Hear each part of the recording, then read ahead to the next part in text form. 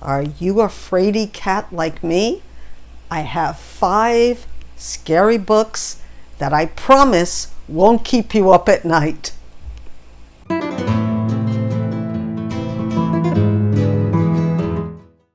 Hello everyone, and welcome back to my channel. I'm Marilyn. Before I start with the scary stuff or not so scary stuff, I wanted to thank everyone who wrote such nice comments on my community post where I was talking about walking in the Pride Parade in Honolulu to support my daughter, and had to walk 5 miles, which is way beyond what's me, a person with chronic pain, can do. And also because the parade was smaller, so I had to run to catch up to my my team. So I was in a lot of pain. I was pretty much laid up for 2 days with really bad pain in almost every part of my body. My feet swelled up, and yeah, it wasn't pleasant, but I'm glad I did it because I wanted to support my daughter. And it was almost the first time that I've been in a parade. I did walk in the not Macy's. I saw the Macy's Thanksgiving Day Parade in person. That was not a good experience because I'm short and I was so far away I did not even see a thing. But walking in a parade, yeah, that I haven't done that. So it was my first experience. I thought I could do it. It was so hot. We're going into the rainy season now, so I wore a hat, but yeah, it was so hot that I started feeling sick, as well as before my legs didn't work on me anymore. Yeah, I started feeling sick. So I made it really to the 5 miles, but I didn't meet up with I kept on getting behind and walking with other paraders. So we walked to the bus stop, and I took the bus before I could meet my daughter. But I walked 5 miles, so I'm proud of myself, and I'm proud of myself for supporting my daughter. And anyway, I'm not here to talk about parades, but about scary stuff or not so scary stuff. Now, I'm not a big fan of Halloween for many reasons, but I like mysteries, and sometimes mysteries can be scary. Sometimes they can be really scary. So I want to talk about 5 books that won't keep you up at night, but are still kind of good for the season and good for maybe giving you a little thrill. And so without further ado, let's get on to the books. Well, my first book is it's a retelling of a Grimm's fairy tale, The Juniper Tree, by Barbara Comyns. Now, I was not familiar with The Juniper Tree, even though I did read Grimm's fairy tales when I was a child, but I was and am familiar with Barbara Comyns, who is one of my newest favorite British authors of the 20th century. And this was written, I think it was in 1965.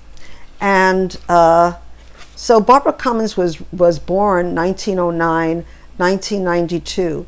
And I think this book was written in the 80s. And I knew it was 85. And I knew it was a retelling of a fairy tale, but you really I didn't know the fairy tale, and it read more like a regular, not even a mystery at first, but just a fictional book. So what is the retelling about? I'm not going to talk about the fairy tale because I haven't read the fairy tale, but I know it's pretty gruesome. So the main protagonist's name is Bella Winter, and she's hit a low. So you can see it's more like women's fiction. She hits a low, and she's homeless and jobless. She's the mother of a toddler by a man whose name she didn't quite catch. And another part of the story is that the child is biracial, and her mother, I don't think her father is alive, but her mother is not very keen on that either. On top of that, her once pretty face is disfigured by the scar she acquired in a car accident. Friendless and without family, she's recently disentangled herself from a selfish and indifferent boyfriend and a cruel and indifferent mother. Now, I know from another book that she wrote, that's semi-autobiographical, All Our Spoons Came from Woolworths, that she had a cruel and indifferent husband. So that is what makes Barbara Comyns so special to me, is that she always puts something of her life into it. But she shares a quality common in Barbara Comyns' other heroines, a bracingly unsentimental ability to carry on, which is a very British thing, not an American thing. But it tries to, because it's a retelling, to follow as much as possible a very gruesome fairy tale. And to prove it, it says in the introduction, the Juniper tree opens with a children's rhyme taken directly from the Grimm's fairy tale of the same name. My mother, she killed me. My father, he ate me. My sister, little Marilyn, gathered together my bones, tied them in a silken handkerchief, laid them beneath the juniper tree. Cute, what a beautiful bird I am. And I was trying to read the meanings behind the Grimm's fairy tale, and it's basically about a lot of what Grimm's fairy tales is about, good and evil, how what you do and what you don't do can come back to kind of haunt you. And but also it does get scary at the end, but because of the beginning, it really is so normalized as a woman's basic tale about trying to start a new life, that the scary part is not going to scare you that much, at least in my opinion. It didn't scare me, and I'm a real scaredy cat. And I bought this book because I want to collect all of Barbara Comyns' books, and I think it's a beautiful book as well. Okay, so what's my second book? My second book is not scary at all, in a way. I got this recommendation from our wonderful booktuber who we lost last year, and that was Alice from Alice's Giant Bookshelf. And it seems that most of the books that were her favorites, I couldn't find in my library or even in my bookstores, so I ended up buying them, which in the end I'm very happy about, that I have something, a book to remind me that this was one of her favorite books. And it's called Your Guide to Not Getting Murdered in a Quaint English Village by Maureen Johnson and Jay Cooper. So before I show you some of the illustrations, you might say this is not a scary book at all. They're marketing it as humorous people who like cozy mysteries. And it's kind of funny. Like I said, some of the illustrations are gruesome, but it's okay for scaredy cats like me. And so considering a trip to a quaint English village, a weekend roaming narrow old lanes, touring the faded glories of a country manor, and quaffing, if that's an English word, I think it means downing them, pints in the pub. How charming! That is, until you have the misfortune of finding yourself in an English murder village where danger lurks around each picturesque cobblestone corner, and every sip of tea might be your last. If you insist on your travels, do yourself a favor and bring a copy of this little book. It may just keep you alive. So it's delightful, as you can see. It's also a beautiful hardcover, and the illustrations are wonderful. I got this at Shakespeare and Company. I just remembered, actually, because I have the stamp. I always tell them to bring the stamps when I went to Paris. And I always make a trek there because not only because it's a tourist sensation attraction, but because, and then there's a line usually, but you can find books that have a French theme in them usually. Not always, but I found books there that I never found anywhere else. Not so much in the mystery genre, but other books. So they tell you, they give you, this is the village, and it has to the manor, the pond, the courthouse, the churchyard, the church, the village hall, the pub, the old mill, the farm. So you have a map to what's going to happen. And then there's different little short vignettes about, and I'll read you one, the pub. Everyone loves the pub. Locals gather here at any time of day to enjoy a pint of the famous local cider and have a chat. You, however, are not a local. The moment you enter the pub, you will be observed from every corner. Your habits, demeanor, and manner of dress will be studied.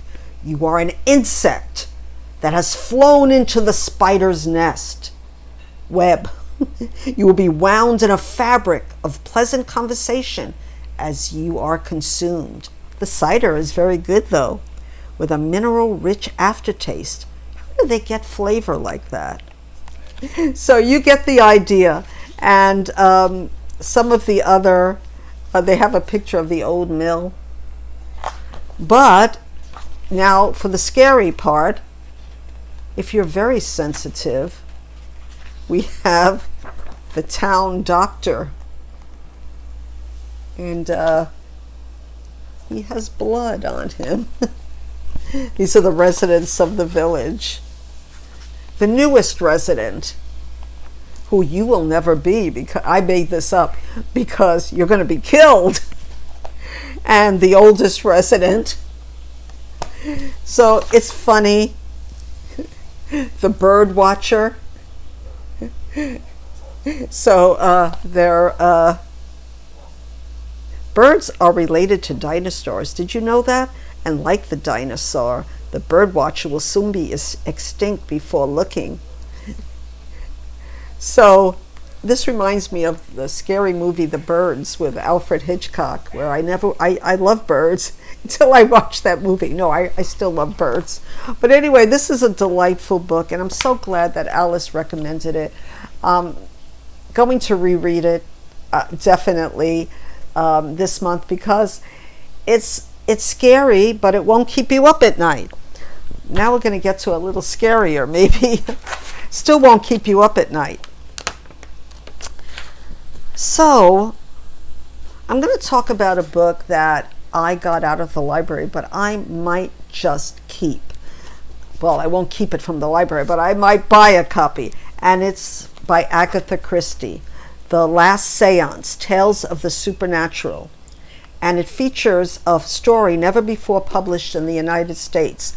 And that story, which I started already, is called The Wife of Kenite, and it's about a woman seeking revenge. What could be better than that, right? Now, a lot of these stories come from other collections that she has, but this is a really nice cover. And I did read one story, The Blue Jar, that was very satisfying, and it's very short, so I won't really get into it. Now, I just wanted to say a few words about Agatha Christie. A few books that Agatha Christie wrote really scared me. And off the top of my head, I can talk about And Then There Were None, maybe her most famous book. And it scared me the second time I read it, and it scared me the third time I read it. So I'm not putting that one in this 5 books because that did keep me up at night, especially the end for some reason. And the second time I read it, I didn't even know who was the culprit. She writes so wonderfully that you can read a story by Agatha Christie, who is one of my favorite mystery writers of all time, and I'm not alone in this. Many booktubers love Agatha Christie, and I'm going to do a book review very soon about an Agatha Christie book that I've read recently. So, as you know, I've been reading a lot of comfort books lately for many reasons. So I'm really looking forward to not being scared at some of these books. I did hear that the last Séance is one of the stories in the book, and I heard it's not one of the best stories in this book, but I didn't want to spoil my book review, but Séances were very popular around the time that Agatha Christie was a young woman, and not so young woman, but especially in the 20s and 30s. So yeah, so tell me if you've read this book. Maybe some of these stories will keep you up at night, maybe not, but I don't think they're horror books. I don't read horror. I'm not saying I never read a horror book, but it's not my genre that I would consider. It's just too scary. Even some of the books that aren't horror books, maybe the very, very violent murder mysteries, I'm too scared to read. So if you've read any of these books, and any of these stories in the book, maybe I should read you the table of contents so you'll know what the stories are. Okay, I think I remember some of these stories.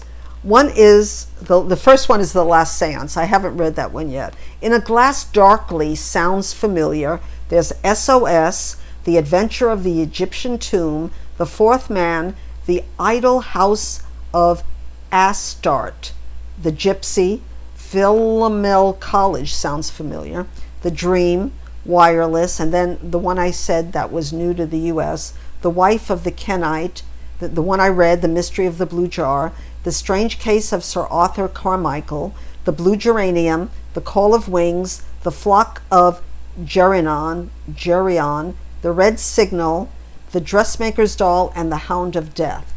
And this collection was 2019. So let me know if you've read it and what you think of it. Now the next book is a book that is considered to be a scary book. In fact, it's a book that has spawned in Hollywood some of the monster movies out there. So you can say it's really scary. However, I read this last year with another booktuber. She wasn't a booktuber then. I hope I'm going to get her name right. Sarah, she's a good friend of mine. Sarah of Roadreads. Roadreads? I'm going to put down her name and her booktuber link down below. And it's Frankenstein by Mary Shelley.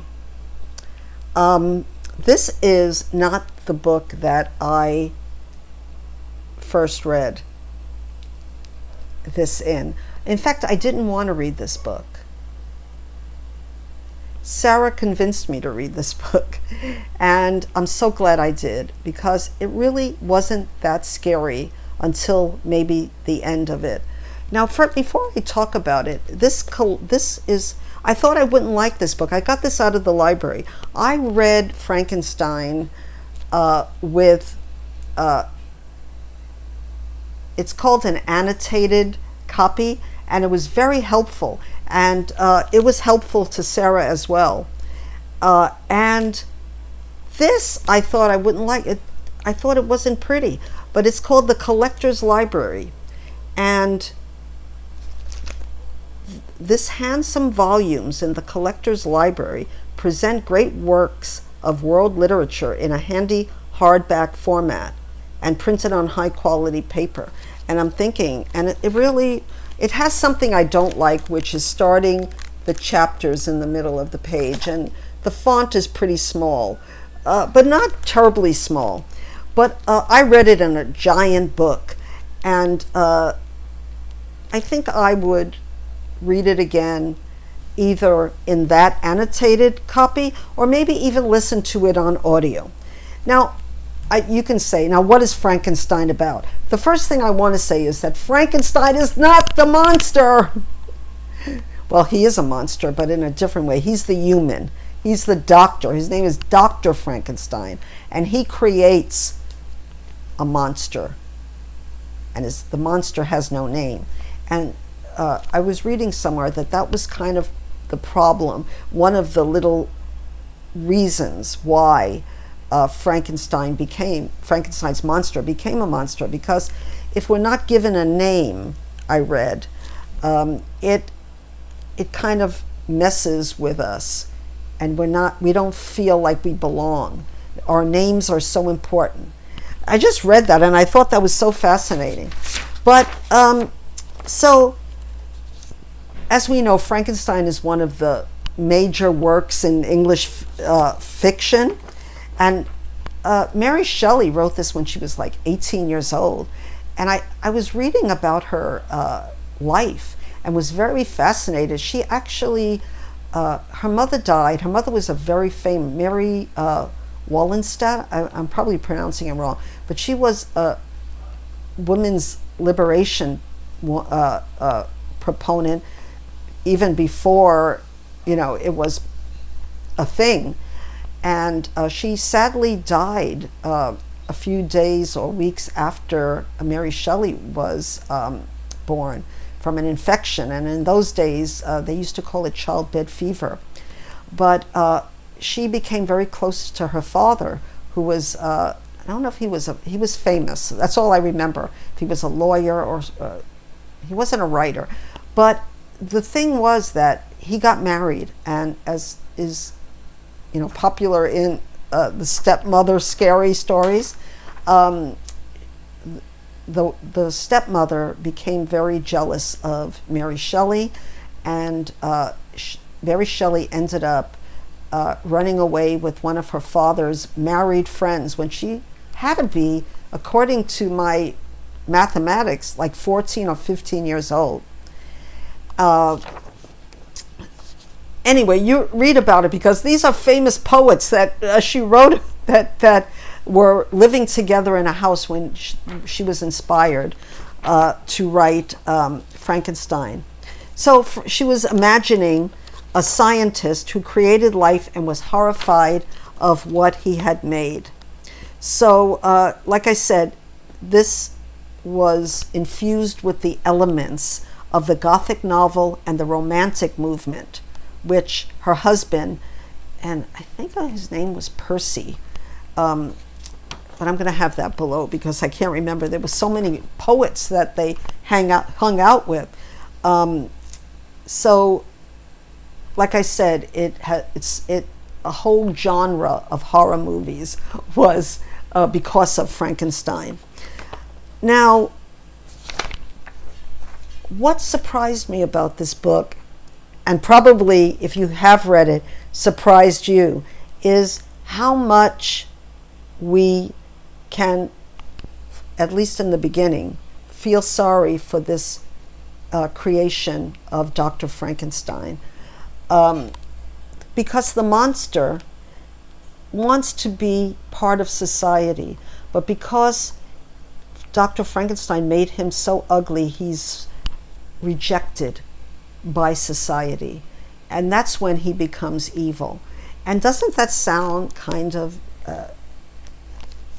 when you think of mystery and when you think of how people start becoming antisocial, were they born that way, or was it nature or nurture?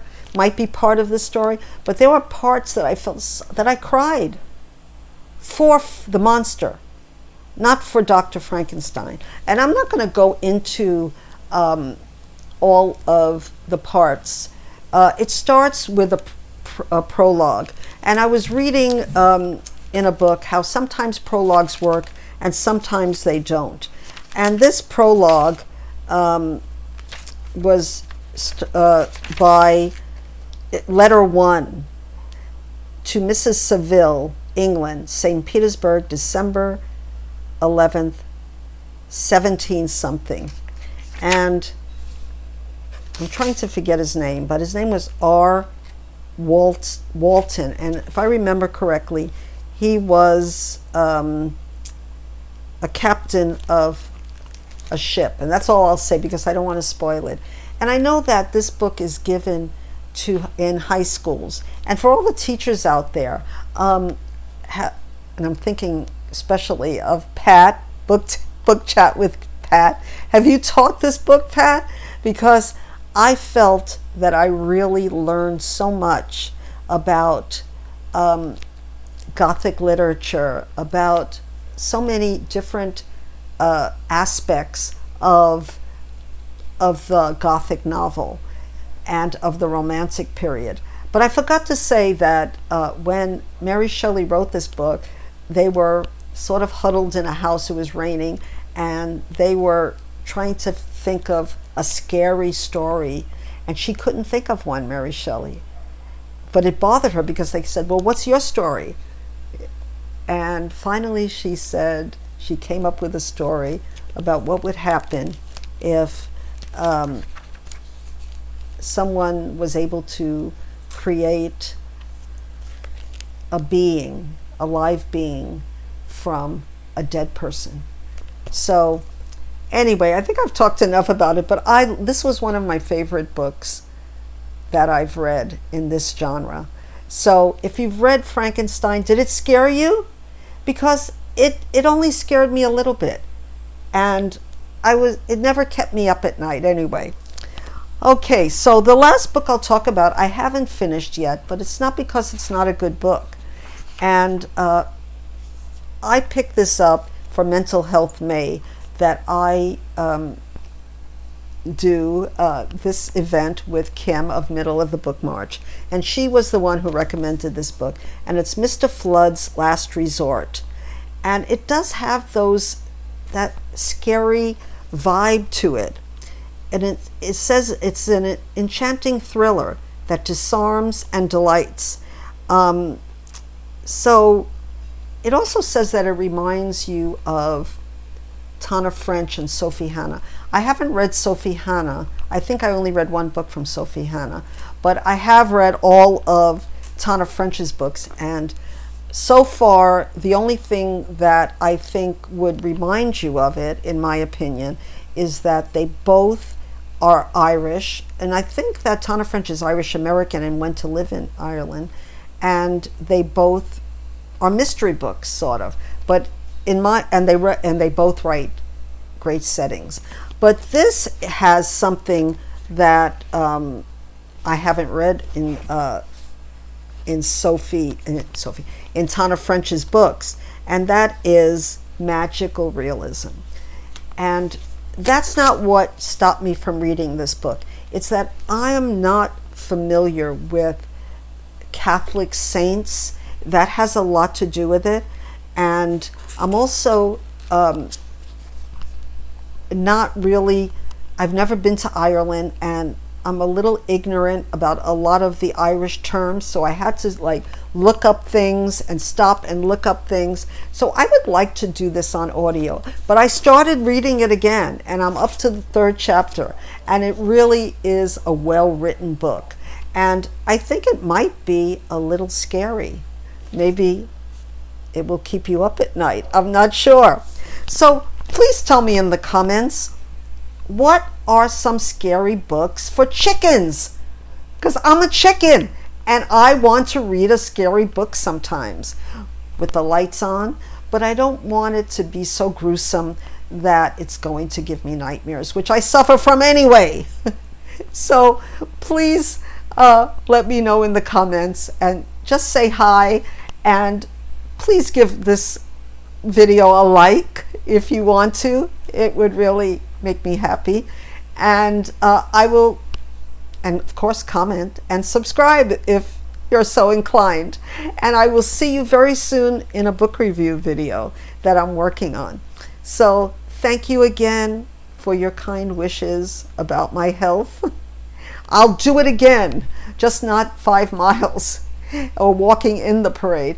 But it was such a very joyous occasion, very joyous. And I was glad to be part of it. So yeah, will I do it again? Just from the sidelines this time. But again, I wish you all love, whatever your heart desires. And because I'm in Hawaii and I've lived here for 40 years, aloha.